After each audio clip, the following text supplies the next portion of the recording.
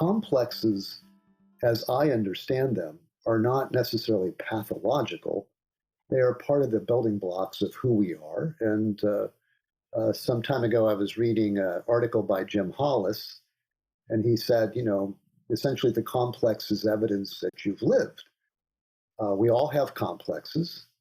And as Jung says in the beginning of his review of complex theory, um, the important thing is the complex doesn't have us.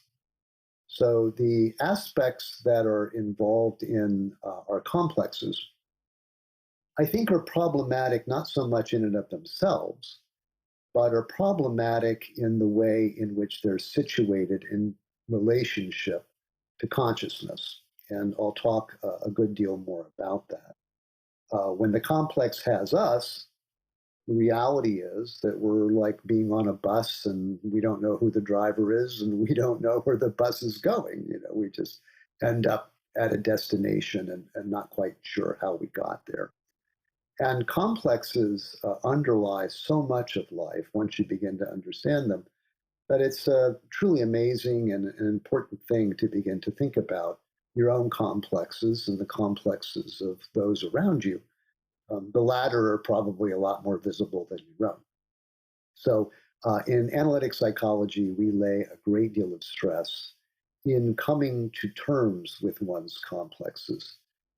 Another aspect of complexes that I think is a mistaken notion is at the end of analysis, or in some way, shape, or form, we're going to be rid of our complexes. We're not. We will always have the complexes we have. Our complexes make us unique.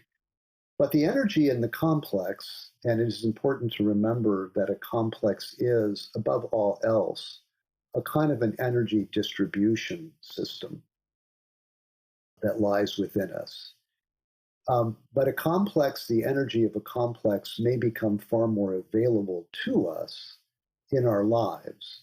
In fact, the very thing that may have wounded us, the elements of the life that have wounded us, may actually provide us some gifts and abilities in life if, in fact, we are able to orient ourselves towards those contents